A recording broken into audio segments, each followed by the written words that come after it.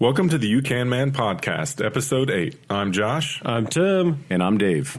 And on this week's episode, New House Know-How, Part 3.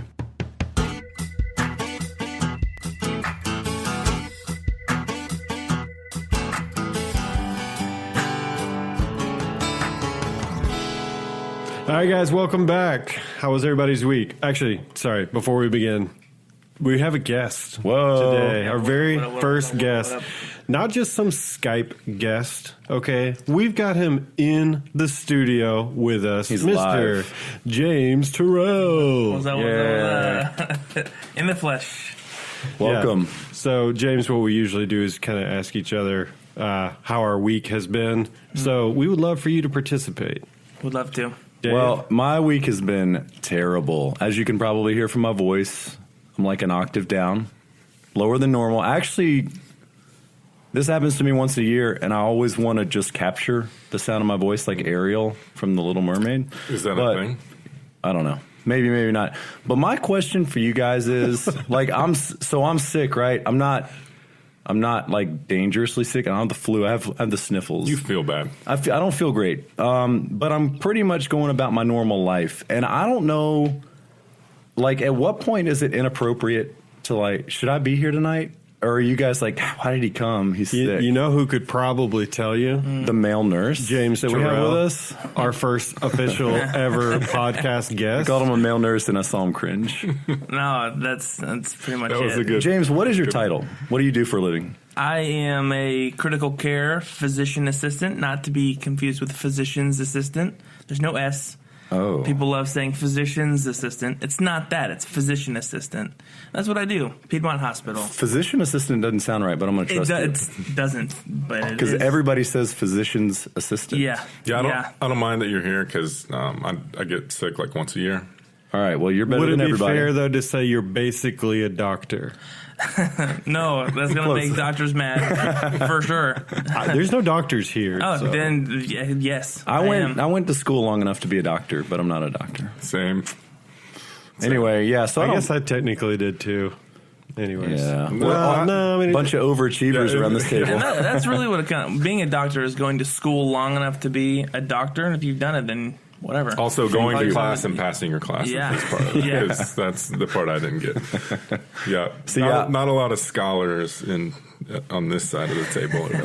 It's a round I table, wouldn't so call myself a scholar either. So anyway, I don't feel good, but I'm here. What's up? Yeah, so I had, this is kind of medical related. I mean, it is absolutely medical related. So I work in an office building in Atlanta and came in on Monday morning, sat down at my desk, did my usual thing, drank my coffee, and I hear a little commotion about 60 feet away, a few cube rows over. Then don't think anything of it. And then I see a sales rep run past my desk, which people don't run in offices, so that was very odd. And he runs in to the office that I sit near, says something unintelligible. The manager comes out and says, okay, I'll get facilities on the phone so that we can go through our security protocol. Whoa. And I'm like, oh, game on. So I have a little pocket knife that I keep on me, near me. I grabbed that because I thought we were about to get some. Like, seriously, like for 15 seconds, I thought we had an active shooters type situation. So it was scary for 15 seconds. So you went into run, hide, fight real quick? Yeah. And I went out, I guess. I was going to go look for something.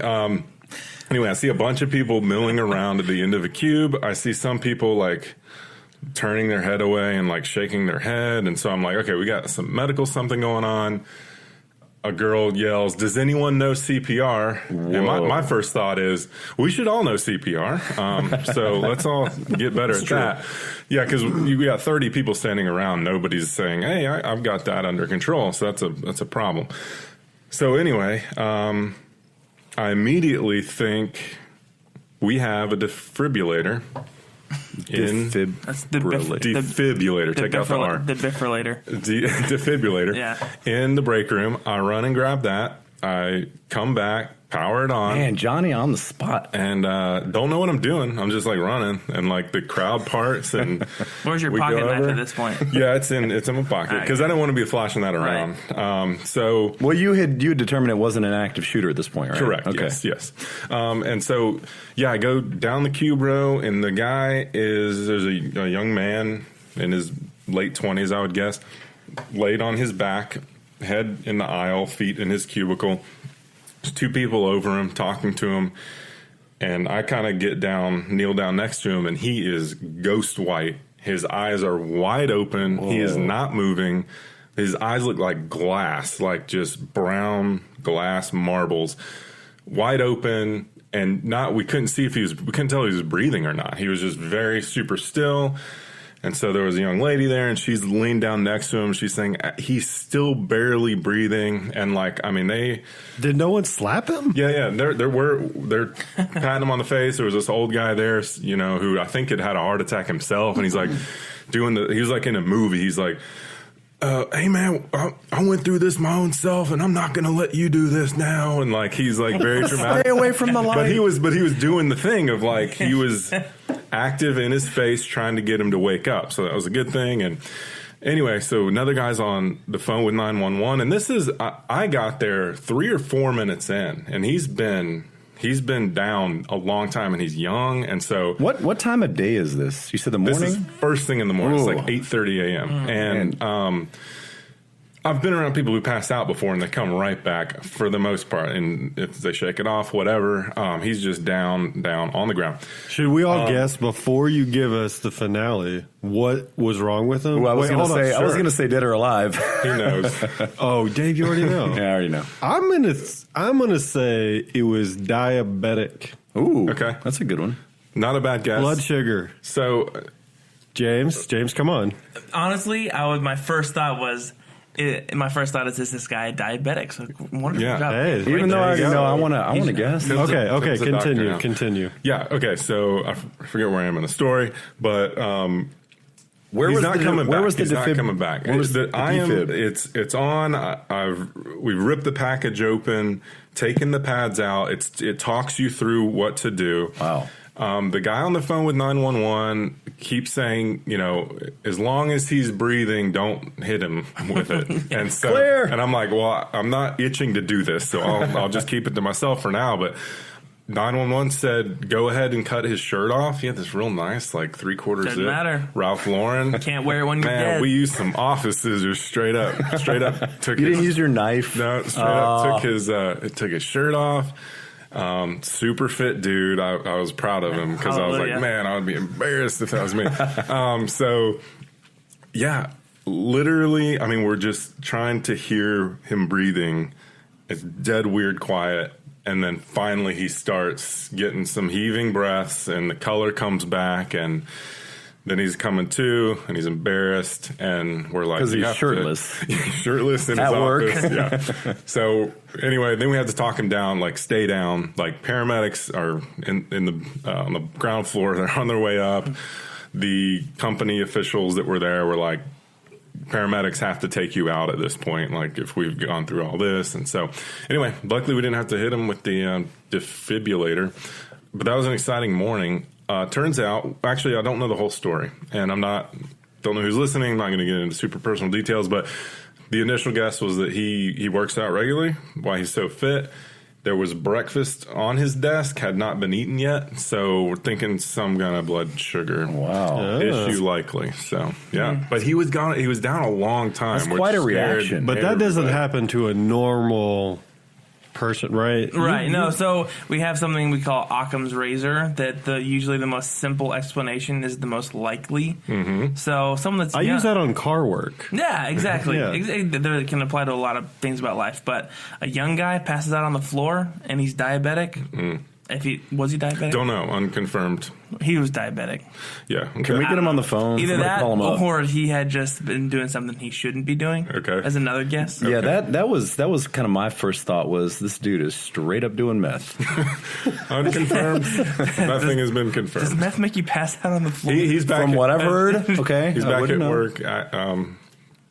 back at work. Good to see him. So Well, that's back, good. But, yeah. Still kicking. Yeah, it was an exciting. Well, good job, exciting Josh. start It to the sounds like week. Johnny on the spot with the. Yeah, it was interesting. Never used one of those before. I knew they walked you through it, so I wasn't like scared to grab it or anything. And I'm like, I'm kind of smart, I think, so I could probably listen to it.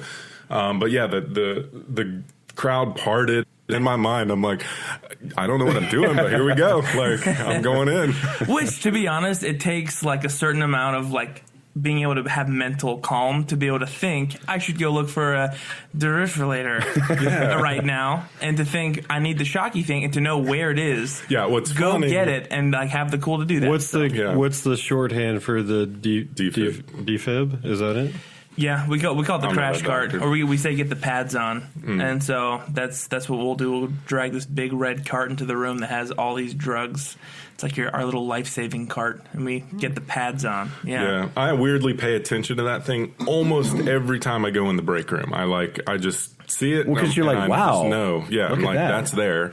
And then, yeah, it's very telling. Like, you kind of see everyone's behavior in situations like that. And I've been in a bunch. I've come up on some horrible car accidents and gone in just because that's all I knew what to do. Next time you go in for your yearly review, that's a they're going to great be like, idea. we did notice, Josh, how you just stepped up. Yeah, you got to bring it up. If they don't say I'm going to anything, bring it up. Yeah, bring it up. That's for sure. Yeah.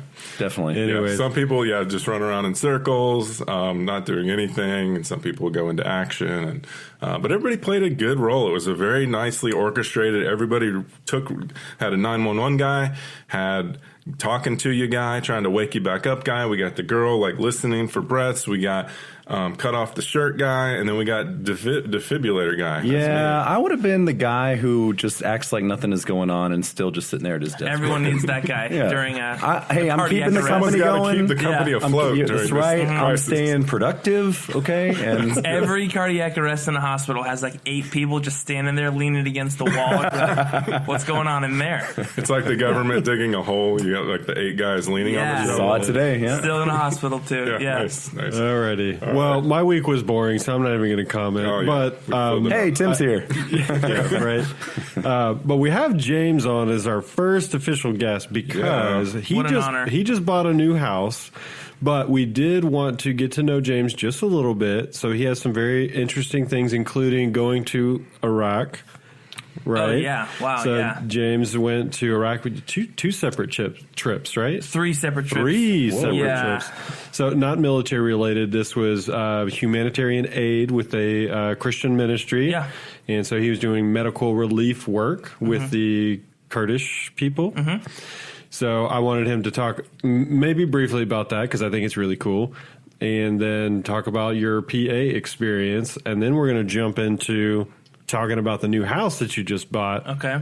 But take it away. Cool. All right. Well, I've been a physician assistant for a little over 3 years now. I work in the ICU, so I do a lot of critical care. It's a lot of life and death, and I love it. I love the people I work with. I love the work that I do because I like being kind of like on the front lines of keeping people alive. And so because of my work, I've been able to travel a lot. Actually started when I was just a kid and traveling all over the world. And then I started using medicine. So I went to learn how to do my OBGYN rotation in Uganda because no one wants to let me. About that. Yeah. Forgot about that. No one wanted to let me learn how to deliver babies in America, but they're all about it over there. I'm going to go find him. Yeah. They're like, yeah, sure. Yeah, you have a white coat? Come on in. And just catch it. And I've been able to go to Iraq and Sierra Leone, living on a hospital ship. And so Iraq was the most recent, and that was when ISIS was kind of ravaging northern Iraq and Syria. And so we were working with Kurdish refugees and developing programs. There's a lot of NGOs or non-governmental organizations out there. And so we were one of many and trying to develop a program just to help people out there, and it was incredible and a really, really good experience. And you got to shoot AK-47s. I got to shoot AK-47s. Right? They have 50 cals mounted on back of pickup trucks. Sweet. And So do you go like with a stethoscope and an AK? Like you? Yeah. Hey guys, I'm here. Yeah, it's like a defibrillator and a pocket knife. There you go. For an active shooter. Yes. Yeah. It's both. it translates over Nice. there. Yeah. So one question, kind of round this out. Was the craziest thing? I don't know if I told you I was going to ask you this before, but craziest hospital story. I mean, I guess it could be anywhere in the world. Mm-hmm. If you got something, they got to be crazier in Iraq, right? But. Well, yeah. I mean, it's people always ask me this question, and they never really want to know the answer because it's like you tell someone the room's just silent, like, and then they died. Now they're dead, and they're just like, "Oh man, are you okay?" I'm like, "Yeah, it happens every day." But like, all right, so I'll try to be a little more brief. And you guys may have heard this story. It's like my crowd pleaser story. My kids do listen to this. Okay, so that's another that cuts out most of the stories. Okay. This is actually before I worked in the intensive care unit. I was working after I graduated college in an emergency room, and I was working as a tech in this 26-year-old guy walks in. His friends are kind of bringing him in. He's slumped over their arms, and they're like, "Hey, we need to get this guy in the emergency room. He's been throwing up all night. We were drinking. Now he's throwing up, and he's got a fever. He's swinging at things that aren't there. We're really worried about him." So we check him in. We get his vital signs. He's got like 101-degree fever, which, nothing to write home about. But he's sweaty. His heart's racing. And I'm not very well versed in medicine at this point. I'm a tech. I was an EMT. So I'm just fascinated by everything that's happening. I'm like, this guy's really sick. Because 90% of the people that come in an ER, you're like, you shouldn't be here. You're bored. Right. Or you want a food tray or something. That's not true. I'm just kidding. But it can be frustrating. Anyway, so this guy's really sick. And we take him to the back. We're doing all these blood draws on him, getting these labs, and because we don't know. He's got a fever. He's been throwing up. Is it something like a gastroenteritis? Is it? They're like, yeah, he's been hallucinating. I'm like, why is this 26-year-old hallucinating? So obviously, I'm not in the diagnostic part of this, but I'm just kind of walking by the room, like helping them start IVs and draw blood. And about an hour into it, I walk by his room, and this guy's standing up. He's ripped his IV out. Oh boy! So he's sweating. There's blood coming down his arm, and he just looks wide-eyed, crazy, hallucinating. And I'm like, hey, man, are you all right? I'm James. He was talking like an hour ago. I'm like, hey, can you sit down on the bed? And he's just like, ugh. And I'm like, okay, hey, I need you to sit down on the bed. And he's like 6'3". He's a big dude. And so I call a couple other people. I work with all women that are in like their mid-40s who I'm like, I need help in here. So they call security. Strong arm. Yeah, someone help me because anyway, so I got these ladies coming in to help out, but it takes 6 of us, including this big old security guard. We hold this dude down. We give him like Geodon, Haldol, Ativan, like all these like bombs to try to get this guy down. Like horse tranquilizer? Yeah. I mean, and this guy is so strong. I'm going back to meth. I'm already calling meth. Yeah. Well, you should see someone on bath salts. That's crazy. But you shouldn't. The point is, so we get this guy down. We take his temperature. It's 104 degrees Fahrenheit. All right. So this guy went from 101 to 104, and he's sweating.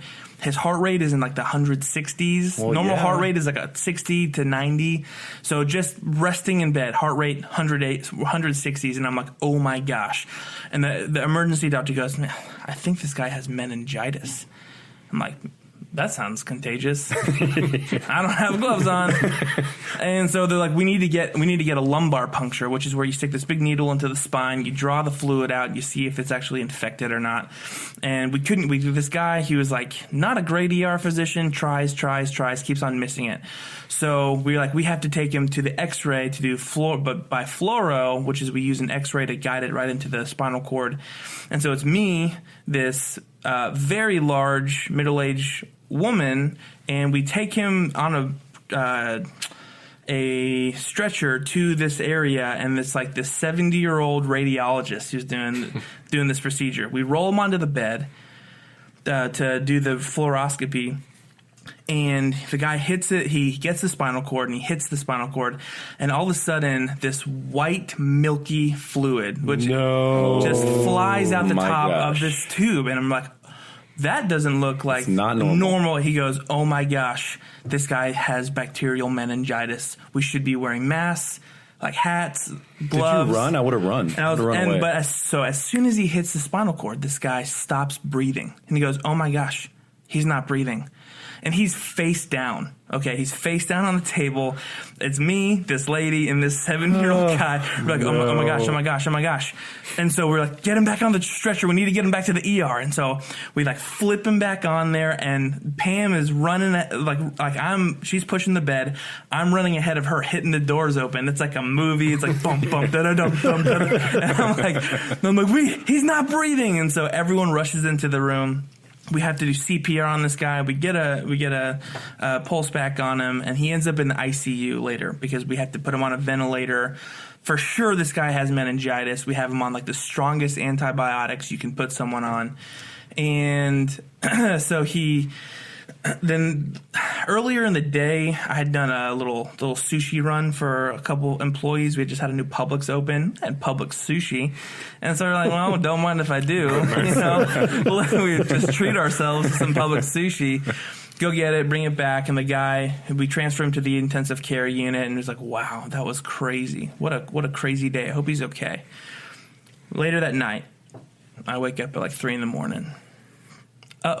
And I'm not feeling so good, and I start throwing up. Oh, no. And I'm like, oh no. And I throw up. And this was after you got the spinal fluid all over you? Yeah. And so I throw up probably 4 times. Sorry about the visual, but I wake up at like 9 a.m. to a phone call. Bring, bring. Hello? Hey, James, how are you feeling? This is the ER calling. How are you feeling? I'm like, oh my gosh, I feel terrible. I've been throwing up all night long. And she's like, oh, James, stop kidding around. Seriously, like, are you feeling okay? I'm like, no. Honestly, Angela, I've been throwing up all night long. She goes, James, I need you to be very serious with me right now because 4 other people who are dealing with that patient have been throwing up too. Oh my gosh. No. He just died this morning. And I'm like, what? All of a sudden the whole world, like you hear like soft piano music playing. And I'm like, this is it. Oh, yeah, like, I would have died right there. Like, right then and there. I'm like, she's like, you need to get to the hospital right now. Wow. And so I get to the hospital. The whole time I'm driving, I'm like, God, this is it. Like, man, this was a good life. Like, I'm just like in my own thoughts, like in a music video. So we get to the ER. They have us quarantined in this room. We're getting IVs. They're drawing blood. And then someone's like, man, yeah, you guys have been throwing up. I've been throwing up all this blah, blah, blah. And someone's just kind of quiet for a second. They're like, we all had sushi yesterday, didn't we? Public sushi. Like, yeah. Did you? Yeah. All 5 of us had public sushi. And then we realized that we just got food poisoning. All of our labs came back negative, but it was a crazy. How long were you guys in quarantine? Like 4 hours. Wow. They just had us sitting there until all of our labs came back normal. I would have died of a heart attack, and they would have been like, "It's not the sushi because this guy's dead." Yeah, wow. Exactly. Yeah, it was scary, but I survived the public sushi. So that's not a normal day. Never had it since then. Yeah, not a normal We're day. going to scratch them off as a possible sponsor, I guess, off this show. Yeah, right. Yeah. Wow. All right. That was a good story. Thank you. Okay, that was solid. That was great. I feel like I'm emotionally drained just listening to it. That was the abridged version, too, but there you go. Well, cool. Yeah, I'd love to listen to that. That was awesome. I never shy away from, if I have any friends that are doctors or whatever, I'm like, tell me your crazy story. So I actually really loved hearing that. There's a class, I think, in med school on how to tell stories. Yeah. Right? Yeah. Right. Yeah, it's a TED Talk class. Okay, so we're going to get into the topic at hand today. So this is rounding out our New House, No House series. So if you guys remember the past 2 episodes, we talked about skills you should know, things you should know on a new house, how to shut off your water. Help me out here, guys. All the other things that we talked about. Yeah, gas shutoffs, smoke detectors, We hit air them all. filters. Yeah, all the basics on a new house. Yeah, just all those basic things. When you just bought a new house and you don't know what in the world's going on, we covered that in our first 2 episodes of the series. But we really wanted to bring James on because he just bought a new house. What was it, 2 months ago? December 17th. Oh, December. Yeah, Okay, 2.5 months. Okay, yeah, perfect. So, first question, tell us about your DIY experience or doing things yourself around the house prior to you buying a house? Because you were in an apartment, right? So your landlord was taking care of things.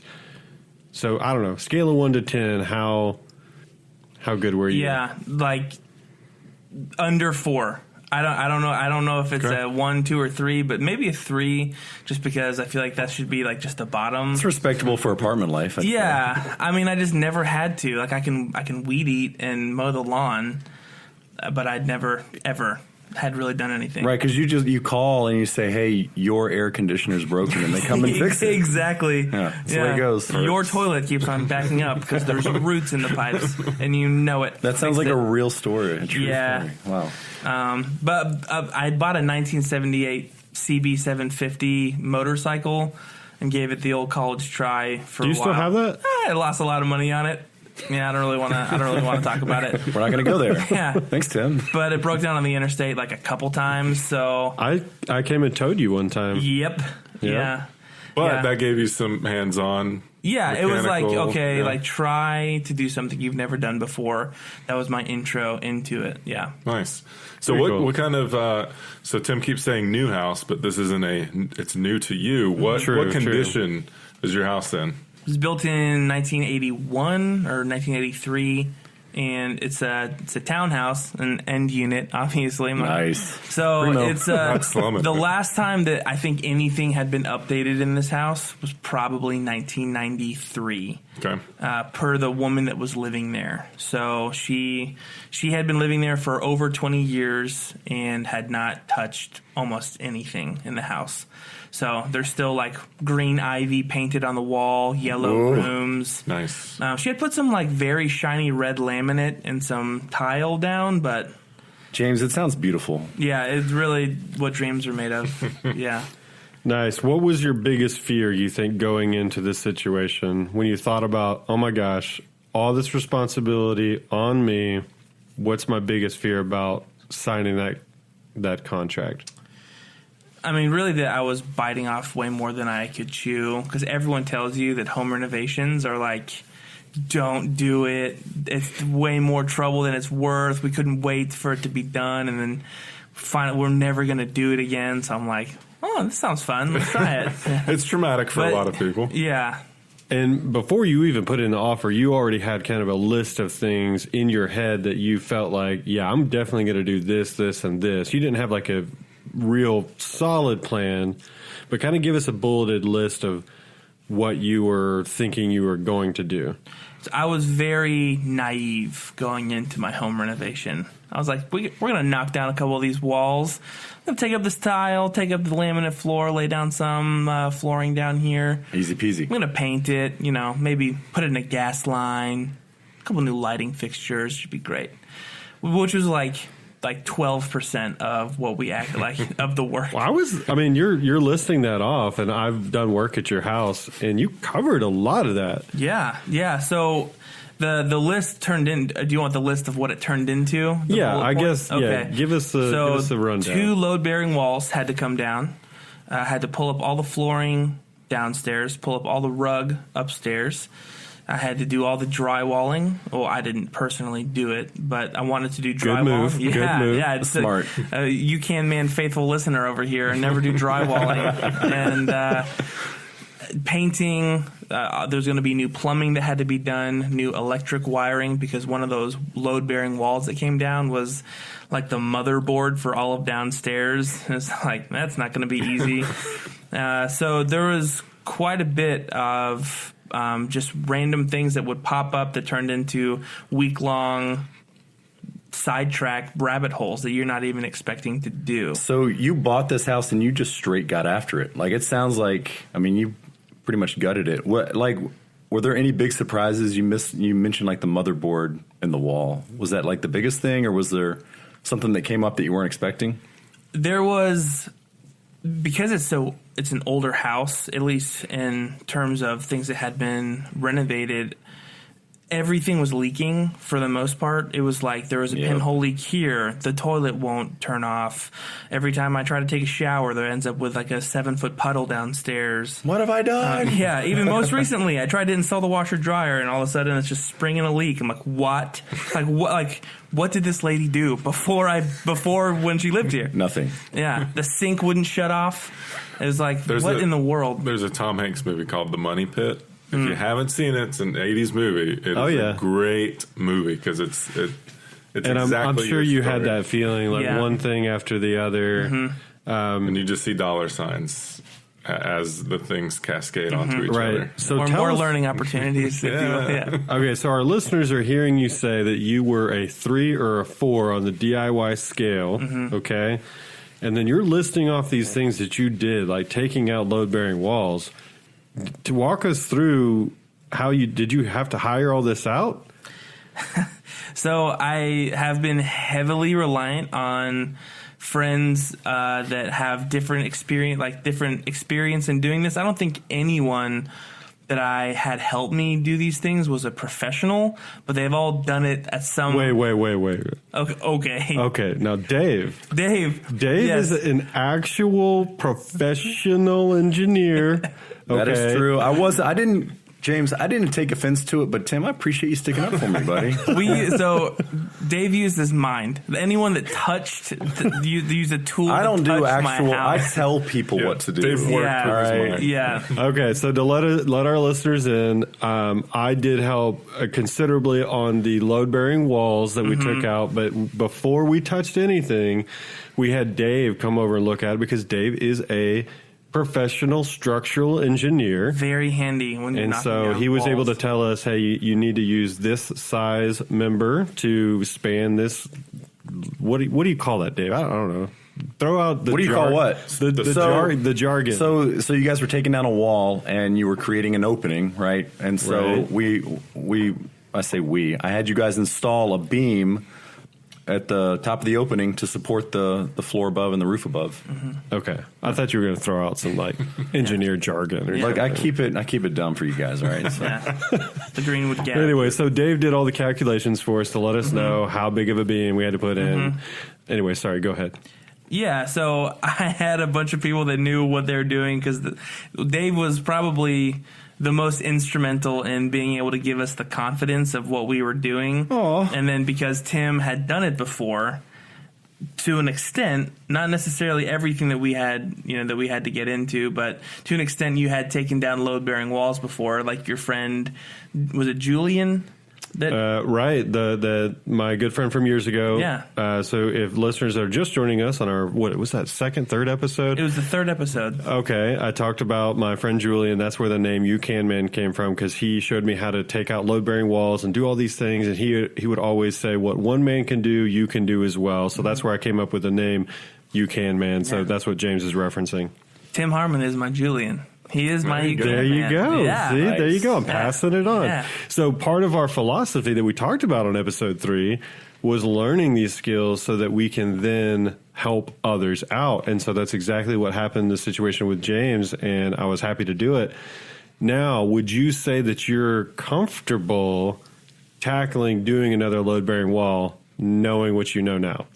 If I have a structural engineer to give me the blessing of this is the beams, this is the size, the length to do it, it would probably take me a little bit longer, but I am much more confident that I would be able to do something like that now because once you do it, it takes away the fear of it. Exactly. Yeah. Now yours, I feel that you're going to feel pretty confident on a lot of load-bearing wall situations in the future should that arise, because what we did at James's townhouse, we basically were holding up that whole entire half of his house. Were we not, Dave? You think? Because we're taking out those 2 walls is essentially holding up that entire half of the house. Yeah, we pretty much replaced a wall with a beam. We put a beam where a wall used to be. So certainly opened it up. That's obviously a pretty big project, but I think what Tim is getting at here is, James is a first-time homeowner, but these are projects that you can do, especially if you have, good friends around you who know what they're doing. But even if it's not a load-bearing wall, I mean, I think James rattled off a list of things like tile, flooring, painting, drywall that you can do. Like, you can get out there and do these things. Yeah, I follow your Instagram stories. You were using some heavy equipment. And when you say pull up a floor, that sounds easy. Explain a little bit what was involved in pulling up your floor. The worst part about this whole thing, it was like 300 square feet of this tile that was placed very well prior with very good mortar. And I was like, yeah, so I'm gonna pull up this tile, get up the mortar, and then I'm gonna stain the concrete, and like that was gonna be a quick little thing. And so I have this weekend. I have this like hand scraper that I think I'm gonna get up this mortar with. And I was like probably an hour into it. I'm like, nope. So I hopped on YouTube and I'm like, how am I gonna get this up? So I find you have to get this jackhammer. And so I go to the nearest tool rental place, and they like give me this jackhammer that I have to be on my hands and knees for. And I'm trying to save money in this whole process because I think it'd be very impressive to rattle off some very low number and be like, wow, you did it for that cheap? And I'm like, yep, because I did it myself. So instead of $150 to have the stand-up jackhammer, I did the $50 where you're on your hands and knees for 300 square feet. And so I did like... Well, you got I think if I remember right, I've seen the photo of it because I wasn't over there when you did that. I think you got an actual hammer drill that has the option of... It's like an air chisel. I think. Yeah, essentially. Yeah, I think it gave me carpal tunnel. That's $50 well spent. Dude, okay, so once you do that, I'm thinking this is going to be the last step because this is going to chip away the mortar, sweep it up, and then you're on your way. Nope. So then I got this like 5-inch angle grinder that I had to grind down everything that I didn't get up, which took me probably like 14 hours of time itself. And the tile, man, that almost broke me. But that was the worst part, I think. The tile, the mortar from the tile, I had no idea what I was getting into. But yeah, you had that resource that even if it's just YouTube, if you don't have good friends that are super handy, you can hop on YouTube, tons of stuff there. It's just making that decision to just go for it. Yeah. You spend 14 hours angle grinding the mortar off your slab, but now you've done it. And you live and learn. Right now, you're going to get the stand-up job. I'm going to pay $100 because I have a job, and I'm going to stand up and do it. Yeah. So where would you say you are now? So you said coming out of an apartment into a home, you were like 3 or 4. Where would you consider yourself today? Because you've done many different types of projects at your house, which are very impressive. So where would you put yourself right now? I mean, I think in terms of confidence, I would put myself at like a 6 or 7, which is better than a 3, right? Double. But like, there's other projects and saws that I've never even heard of, and tools that I've never heard of. But it's like I can figure it out because what one man can do, another man can do. And That's I'm like, right. okay, I can, like, my confidence level of I can watch YouTube videos and figure this thing out is way higher. James, you are a You Can Man success story. I mean, Look at this guy's shirt. Yeah, I was just going to say, and you basically said it. It's just a situation of you not knowing what you don't know. You can just do the research and figure it out. You've got that confidence. I think that's the most important thing. Yeah. Before you're going to tackle something. So that's awesome. Even like a couple nights ago, I'm trying to install my washer dryer. Yeah. I told you to YouTube it. Right? Springs a leak, and I FaceTime Tim, and he's sitting there reading in his little nook he just built. And he's like, yeah, I think I know what this is. This is the seal of, that you can go to fix that for like 90 cents. You have to go get the part, or you can just replace the whole housing of it. And I'm like, okay. He's like, or you just YouTube it. So I got on YouTube, and they're like, yeah, you just have to tighten this nut on the top of it. And I was like, oh, give it a go. Tightened it. I've done like 4 loads of laundry. No problem. Nice. There you go. So very good. And yeah, that's the confidence to go for it. That is your starting place. You don't have to be an expert. I've been doing house projects for a couple of decades, and I still get down that rabbit hole of like, I've just spent 14 hours doing what because I didn't foresee it. So everybody's learning all the time, even the best tradesmen out there. Well, this has been great. I did want to talk about, before we close this out, you did hire some contractors. Oh, yeah. And so I'm just going to leave that open-ended and just, what are your thoughts? They're frustrating. It's hard to find one that you can trust. Hard to find one that isn't going to be like, yeah, man, listen, we try to get around this corner, but the only part they can do it is in New Mexico. It's going to take, they're going to have to drive it here because it's so heavy. I know I quoted you around 400, and not the good news is only going to be another 450 probably. But we can do it, but I've never seen anything like this before. I'm like, dude, if I hear that one more time, me and Tim literally, I was quoting what this guy was going to say as we drove up to my house. I walked in the door and the plumber said the exact concept. I'm like, I bet this guy's going to say it. Yeah, because we were in the car and then you were like, I bet we're going to walk in and he's going to be like, well, and that's exactly what happened. We tried, but it's just, we're not going to be able to get it done till probably Monday or Tuesday now. I'm like, oh, good, another week. Cool. Yeah, so I think, and we're going to do multiple episodes on contractors. Yes, but we will. There's a lot to say. I'm all about spending money. I'm all about not spending money, and pretty much everyone around this table, I feel like, generally feels the same way. But as I've done more projects and gotten older and a little bit wiser, there is a lot to say before you get what you're paying for. And that we'll just kind of leave it there as at the end of this contractor talk. Yes. Well, James, thank you so much for talking us through all that. And James is actually going to do the segment for us. So we have a little bonus segment at the end after the break. We'll be right back. This episode is sponsored by 1776 United. 1776 United is a patriotic and historically inspired lifestyle brand. They make the best patriotic shirts and apparel on the market today. I personally own many of their products, and if you want to don patriotic gear without looking gaudy, check them out on Instagram, Facebook, and at 1776united.com.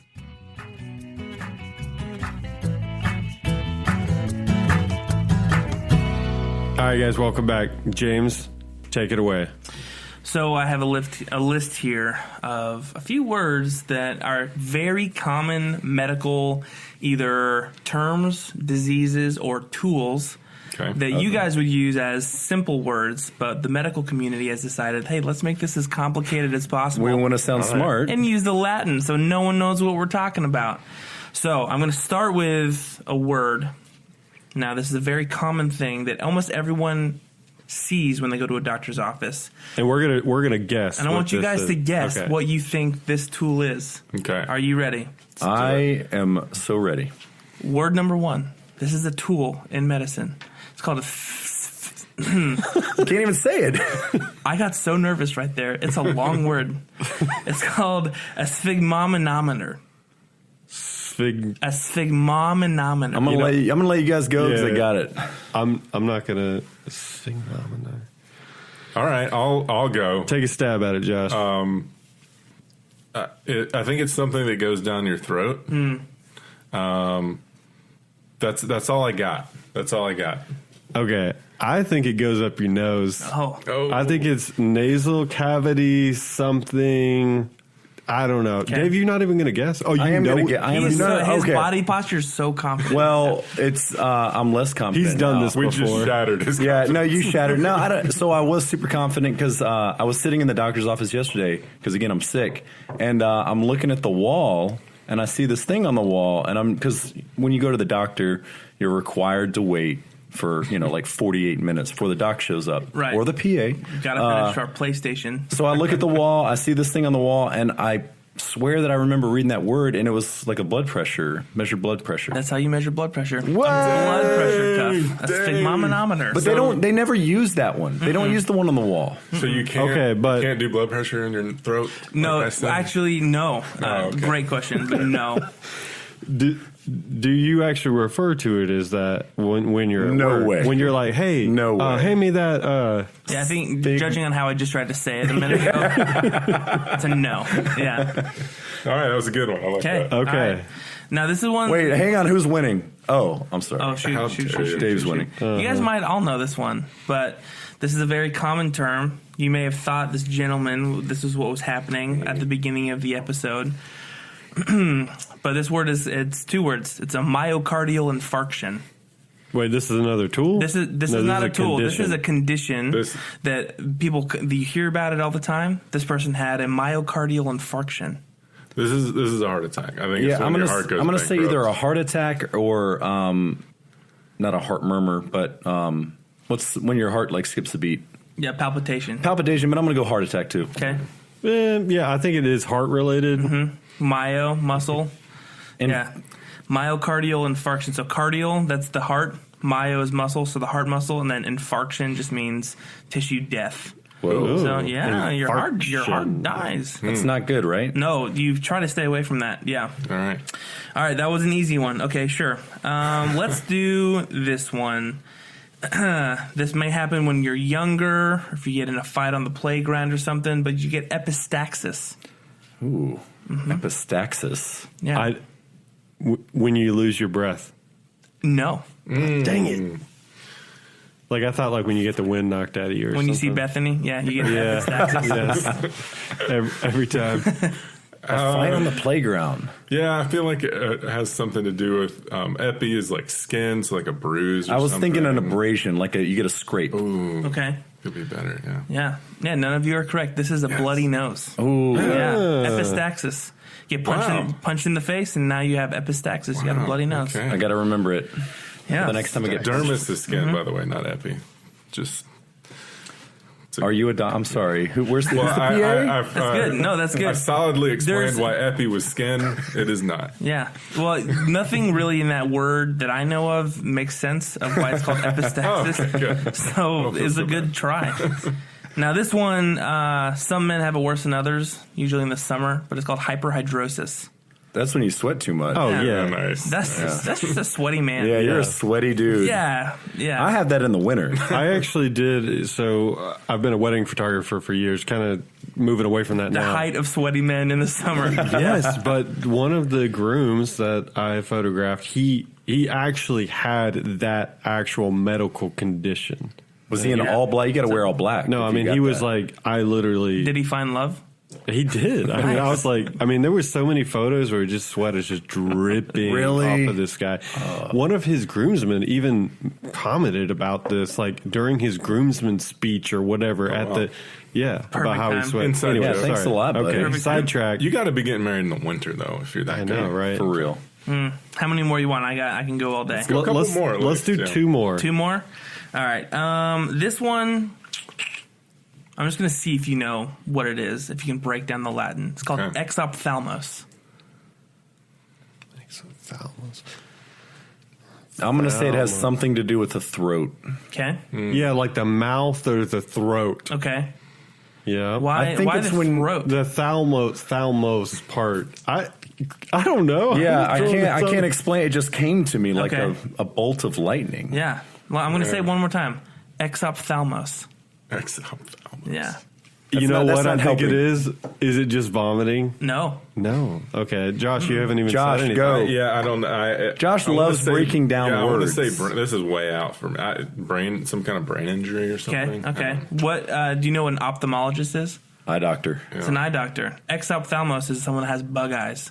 Whoa. So Yeah. close to the throat. Oh, so their Yeah. brain is swelling, right? Not Or no? necessarily. It's usually people that have really hyperactive thyroids. Oh, and they're their just eyes they're bug out. And Yes. they're normal looking, but they look broke. I chill thought that out. was a Like, reaction to the medication that people take. It can be. Okay. It can be, but Okay. exophthalmos is when someone's they literally have bulging eyes. You got 'cause- bug eyes. Yeah, you got bug eyes, bro. Interesting.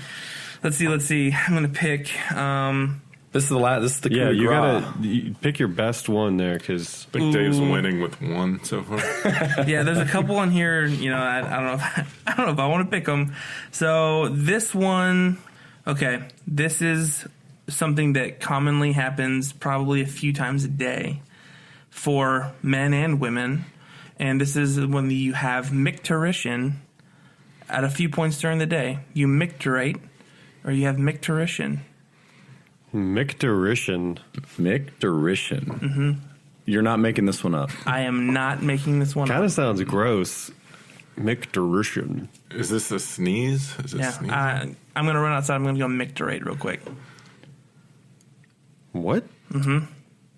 Run outside. Well, I might jog or just walk fast. Are you gonna go? Relieve yourself? I am. Hey, I'm gonna go micturate real quick. Excuse Micturate. me. Excuse me from the table. Yes, it's you pee. Wow. Yeah. okay. Yeah, it's a fancy way. What to does say that have to pee. do with jogging? Well, I was just gonna run outside. When he's got to real quick. run outside. and take okay. a I was pee. like, Yeah, that's it's just weird. kind of like the way you say. I'm gonna go run and pee real quick, but I'm gonna go run and Gotcha. micturate. This is the way you say it. I feel Tim. like that word should be circulating in our elementary schools. 'Cause Yeah. I feel like kids like pick up on things like that. Like your epidermis is showing, and Yeah. that's a medical term that Wait, should be. say it one more CC time. talk. Say it one more time. Micturition. Micturition. Yeah, or micturate. Yeah. micturate. Yeah. Kind of like Yeah. Or like mastication. That's Yeah, like that a was another funny one I was going thing. to pick is, mastication. Yeah. I'm going to go masticating my food. Yeah. Yeah, chewing. Just chewing. I'll just give a few more. Puritis is, that's itching. And a couple other ones here. Cerumen impaction. That's when you got really, your ears are full of wax. And they're impacted and you can't hear Yikes. anything. Tinea curis. It's a jock itch. Oh, Yeah. a good one. Yeah. Nice. And then ecchymosis. It's a bruise. There you go. Sweet. Good stuff. The end. all right. I think we are all. We don't know anything about medicine No, we don't. over here. So, thank you, James, for you're providing some welcome. education. Yeah, All right. scholar. Well, everyone, thanks so much for listening and tuning in on these last 3 episodes on New House Know-How. Hopefully you guys that are in the market looking for a new house have got a really good idea of some of the things you need to know. And you've got a firsthand account here from James of his experience. And so we really hope that you've had some encouragement along the way and learned some things. As always, please take the time to subscribe to our show. And you can find us on youcanman.com, where you'll find links to our Facebook and our Instagram page. We'll see you next time.